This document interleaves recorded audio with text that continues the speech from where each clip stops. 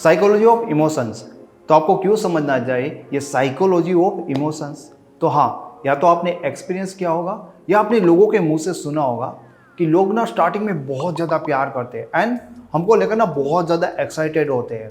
लेकिन उसके बाद वो धीरे धीरे इग्नोर करने लगते हैं। फिर वो प्यार, फिर उनके अंदर वो एक्साइटेड रहती नहीं, तो वो एक्साइटेड जाती कहाँ है। ये सारी चीज़ें ना रिलेट करती है इमोशन लेवल के साथ, यानी कि साइकोलॉजी ऑफ इमोशन के साथ। इसलिए आपको समझना चाहिए, अगर आपने साइकोलॉजी ऑफ इमोशन को समझ लिया, अपने पार्टनर के इमोशन लेवल को पहचान लिया, तो 50% ना आपका कंट्रोल आ जाएगा कि रिलेशनशिप में आप पार्टनर से उनके इमोशन जैसे चाहते हो वैसे रख सकते हो। क्योंकि कहीं ना कहीं हमसे गलतियाँ ये होती है कि हम उनके इमोशन को इतने शांत कर देते हैं, जिसके कारण वो प्यार, उनका वो बेकरार, उनकी वो एक्साइटमेंट एकदम धीरे धीरे शांत होने लगती है। अगर आप मेरे वीडियोस देखते हो तो कई बार मैंने इमोशनली सेटिस्फाइड हो जाना, इमोशन लेवल, ऐसे वर्ड आपको बताए होंगे। लेकिन आज इस वीडियो में ना इमोशन लेवल के बारे में, साइकोलॉजी ऑफ इमोशन के बारे में डिटेल से जानेंगे कि ये सारी चीज़ें कैसे होती हैं। एंड आपके लिए समझना एक रिलेशनशिप में बहुत ज़्यादा ज़रूरी है, क्योंकि मोस्ट ऑफ लोग क्या समझते हैं ना कि जो सच्चा प्यार आपको करेगा ना, जिनको ना आपसे सच्चा प्यार हो जाएगा ना, वो इंसान लाइफ टाइम आपको इतना ही ज़्यादा प्यार करता रहेगा। पर जिनको जस्ट अट्रैक्शन है या जो फेक पर्सन है ना, वो स्टार्टिंग में बहुत प्यार करेगा, लेकिन कुछ टाइम के बाद वो आपको इग्नोर करने लगा, तो उसको सच्चा प्यार नहीं हुआ। तो ऐसा मानने वाले लोगों के लिए यहाँ पर बुरी खबर ये है कि सच्चा प्यार जैसा रियल में कुछ होता नहीं है। शायद बॉलीवुड के कारण, इन चीज़ों के कारण लोगों के मन में ये वर्ड घूम रहा है। पर जो कुछ भी होता है ना, वो सारी की सारी चीज़ें आपके पार्टनर के इमोशन लेवल के कारण होती है, जिसको हमें आज डिटेल से समझना है। अगर मान लो कि कोई इंसान आज आपको बहुत ज़्यादा प्यार कर रहा है एंड वो आपको 15 साल बाद भी बहुत ज़्यादा प्यार करेगा एंड लाइफ टाइम भी प्यार करेगा, तो ऐसा मत सोचो कि उसको आपसे ट्रू लव है, वो आपको बहुत ज़्यादा प्यार करता है। पर या तो आप उनको उस तरह से ट्रीट कर रहे हो, या तो उनकी इमोशन लेवल है बहुत ज़्यादा हाई है। ठीक है, तो इन केस में ये होता है, या तो आपने उनको इस तरह से ट्रीट किया है, या तो उनकी इमोशन लेवल इतने हाई है कि उनके इमोशन लेवल शांति नहीं हो पाए कभी भी किसी भी टाइम पे। या दूसरे सिनारियो में ना हम ये देखते हैं कि कोई पर्सन है जो स्टार्टिंग में आपको बहुत ज़्यादा प्यार करते हैं एंड आपने भी उनको बहुत प्यार किया, तो बहुत शॉर्ट टर्म में क्या होगा कि वो इमोशनली सेटिस्फाइड हो गए और उनके इमोशन लेवल शांत हो गए। तो देखो, ये ट्रू लव वाला वर्ड है ना, इनसे बाहर निकल कर जब आप सोचोगे ना, तो आपको रियलिटी समझ में आएगी। एंड जब कोई इंसान स्टार्टिंग में जब आपको बहुत ज़्यादा प्यार करता है ना, तभी आपको फील होता है ना कि ये बहुत ज़्यादा ट्रू लव करता है। एंड लोग ये वर्ड भी बोलते हैं कि अब तेरे लिए फीलिंग नहीं रही। इसका क्या मतलब, अगर आप कहते हो कि ट्रू लव होते हो, ट्रू लव में तो ऐसी मान्यता होती है कि ट्रू लव कभी ख़त्म नहीं होता, मतलब उसकी फीलिंग कभी गायब नहीं होती। गायब किसकी नहीं होती पता है, जिनके इमोशन लेवल बहुत ज़्यादा हाई होते, या आपने उस पर्सन को एक बैलेंस के साथ ट्रीट किए, तो कभी भी ना, मतलब उनके इमोशन एकदम सेटिस्फाइड नहीं होंगे, तो बोर नहीं होंगे। वो कभी ऐसे वर्ड नहीं बोलेंगे कि भाई अब फीलिंग नहीं आती। ये सारी चीज़ें गड़बड़ी ऐसे होती है क्योंकि हम ना अपने पार्टनर के इमोशन लेवल को समझ नहीं पाते। दोस्तों, दूसरी चीज़ हम थोड़ा सा समझते हैं कि इमोशन लेवल क्या होते हैं और किस तरह के होते हैं। सबसे पहली चीज़ कि हर इंसान में ना कोई ज़रूरी नहीं कि एक तरह की इमोशन लेवल हो, हर किसी के अलग अलग इमोशन लेवल्स हो सकते हैं। जैसे कि बहुत सारे लोगों के इमोशन लेवल बहुत हाई होते हैं, तो उनको ना इमोशन रिलेटेड, मतलब ज़्यादा इमोशनल होना, किसी की केयर चाहिए होती, किसी का प्यार चाहिए, ये उनकी जो डिज़ायर होती है वो बहुत ज़्यादा होती है। उसी तरह से कुछ लोग होते हैं जिनके इमोशन लेवल मीडियम होते हैं, तो उनको उस हिसाब से चाहिए। पर कुछ लोग होते हैं ना, उनके इमोशन लेवल बहुत ही कम होते हैं, समझ लो, तो उनको भी, इवन उनको भी अच्छा लगता है प्यार, किसी की केयर, पर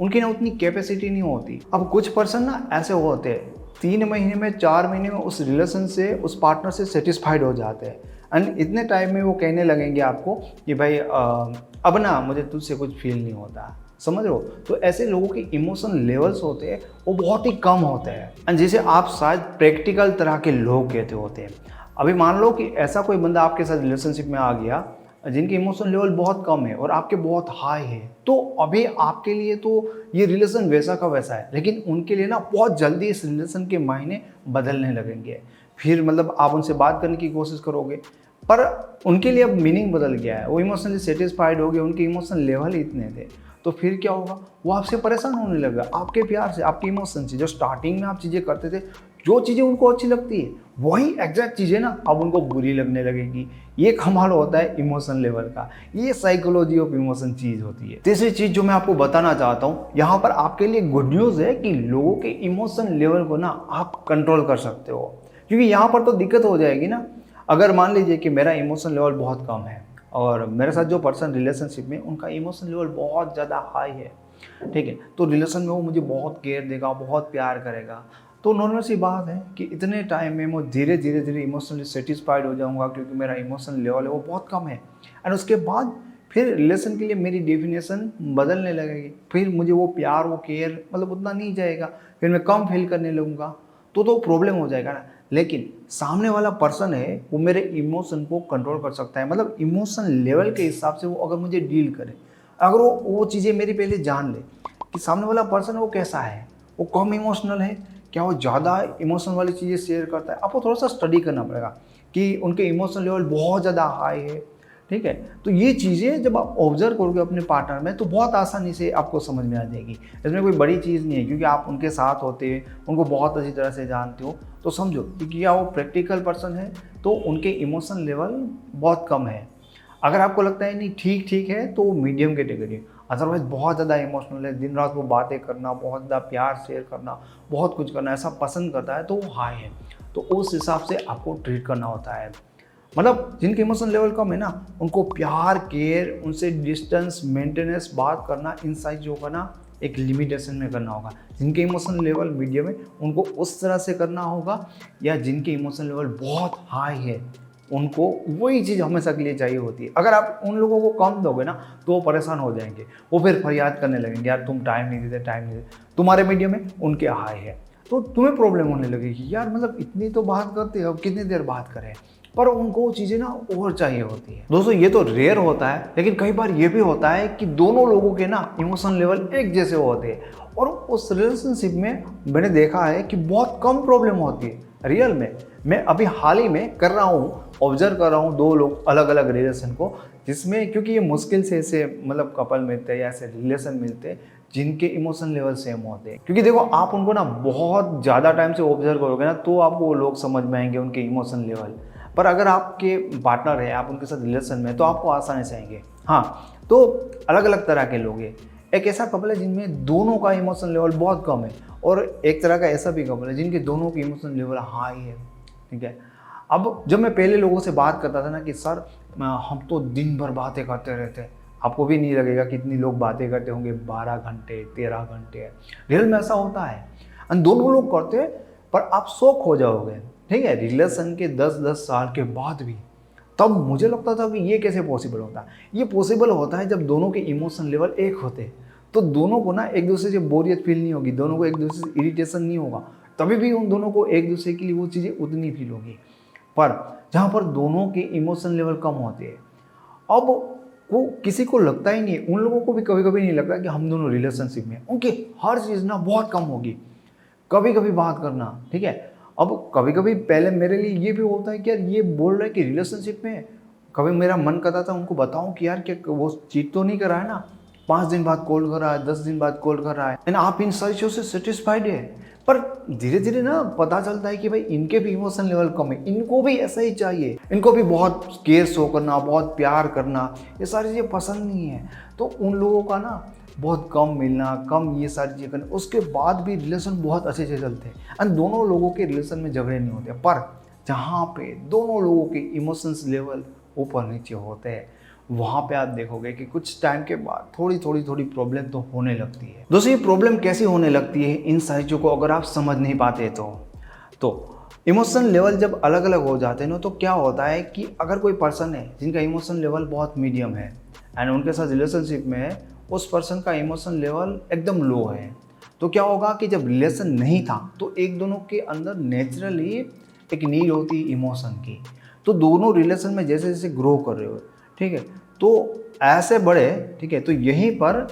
ये जो लो वाला इंसान है ना जिनका इमोशन लेवल लो है वहाँ से सेटिस्फाइड हो गया एंड फिर क्या हुआ कि जिनका मीडियम है थोड़ा ऊपर तक गया, तो अब यहाँ पर चीज़ें मैच नहीं करेगी, अनबैलेंस हो जाएगी चीज़ें, अनबैलेंस। इसके लिए क्या होता है कि आपको जिनका इमोशन लेवल मीडियम है अगर वो ऐसे पर्सन के साथ में है जो मतलब प्रैक्टिकल है, जो हम कहते हैं कि उनके इमोशन लेवल लो है, उनको ना धीरे धीरे अपने आप को कंट्रोल रखना पड़ेगा। इतना भागना नहीं है, मतलब प्यार में, केयर में, एफर्ट लगाने में, ठीक है, हर चीज़ में ना थोड़ा स्लो रहना है। तो ये बंदा चल सकता है, जितनी देर आप उनके साथ रिलेशन में लाइफ लॉन्ग रखना चाहते हो वो चीज़ें हो पाएगी मैनेज, इसमें कोई बड़ी बात नहीं है। पर आप कम करोगे तो उनकी चीज़ें बढ़ भी सकती है। लाइक कम, कभी कभी उनके रिएक्शन ऐसे आएंगे, आपको पता है कि यार ये इंसान तो कभी रिएक्ट नहीं करता, वो बढ़ भी सकती है, क्योंकि शायद आप उनकी नीड से भी थोड़ा कम देने लगोगे तो वो थोड़ा सा ज़्यादा अग्रेसिव, मतलब ऐसे रिएक्ट करेंगे जैसे उनको इमोशन बहुत ज़्यादा अच्छे लगते हैं, मतलब थोड़ी सी उनकी नीड ज़्यादा है, उनका है लेवल, उनसे भी थोड़ा ज़्यादा रिएक्ट करेंगे। पर चीज़ों को आपको कंट्रोल रखना होगा। अगर आप मान लीजिए कि आपके इमोशन लेवल बहुत हाई है और मीडियम है तो भी ऐसा, ठीक है। पर अगर आपके इमोशन लेवल बहुत कम है एंड सामने वाला पर्सन है उनके हाई है, ठीक है, फिर आपके लिए थोड़ी ज़्यादा दिक्कत होगी। थोड़ा ऐसा दिखाना, क्योंकि कंट्रोल करना कहीं ना कहीं मेरा ऐसा मानना है कि चीज़ें प्रैक्टिस के साथ आप कर लेते हो, इसमें बड़ी चीज़ नहीं है। लेकिन जब सामने वाले पर्सन होते हैं उनके इमोशन लेवल बहुत हाई होते हैं और आपके लो होते हैं ना, तो कहीं ना कहीं आपके लिए चीज़ें डील करना थोड़ी मुश्किल हो जाती है। तो थोड़ा सा अगर आप रिलेशन बनाने से पहले चीज़ें को नोटिस कर पाते हैं, समझ पाते हैं कि मीडियम और लो सही है, लेकिन बहुत ही ज़्यादा हाई और लो का जब मैच होता है ना तो बहुत बुरी तरह से चीज़ें बिगड़ने लगती है, क्योंकि उनका बैलेंस करना थोड़ा सा लोगों के लिए बहुत मुश्किल होता है। क्योंकि कहीं ना कहीं आप अपने इमोशन को कंट्रोल करोगे, कई बार कंट्रोल होते भी और कई बार नहीं भी हो पाते, समझने के बाद भी। हाँ, क्योंकि समझने के बाद हमको पता भी है, लेकिन फिर भी होता है ना कि हम अपने इमोशन पे बहुत प्रैक्टिस के बाद और बहुत ट्राई करने के बाद पकड़ बना सकते, एकदम से नहीं बना पाते। तो उन चीज़ के लिए भी परेशान मत होना कि मुझे कंट्रोल ही करना है, बस ट्राई करना है, समझना है। एक बार समझ गए चीज़ों को, कंसेप्ट को, कि क्यों लोग बोर हो जाते हैं। क्योंकि मैंने जैसे कहा ना कि आपके प्यार या आपकी केयर जो इमोशनली बहुत ही कम लेवल के साथ रिलेशन में आए ना, उनका इमोशनल लेवल कम है ना, वो बहुत जल्दी चीज़ों से सेटिस्फाइड हो जाता है, इमोशनली सेटिस्फाइड हो जाता है, एंड फिर उनके लिए आपको लेकर जो फीलिंग्स होती है ना वो ख़त्म हो जाती है। तो जस्ट आपको सही से डील करना है कि ऐसे लोगों को जल्दी से सेटिस्फाइड नहीं कर देना है। और जिन लोगों का इमोशनल लेवल ज़्यादा है तो ट्राई करो, ठीक है, ट्राई करो कि उनके साथ आप इन चीज़ों में डील करो, आप उनको दिखाओ अपनी इमोशन जो आपके हैं, उनसे थोड़ा सा आपको ट्राई करना है उनकी खुशी के लिए। तो दोस्तों मैं उम्मीद करता हूँ कि आपको समझ में आया होगा कि क्या होता है साइकोलॉजी ऑफ इमोशंस और इनको कैसे रिलेशन में आप मैनेज कर सकते हो। Thank you so much.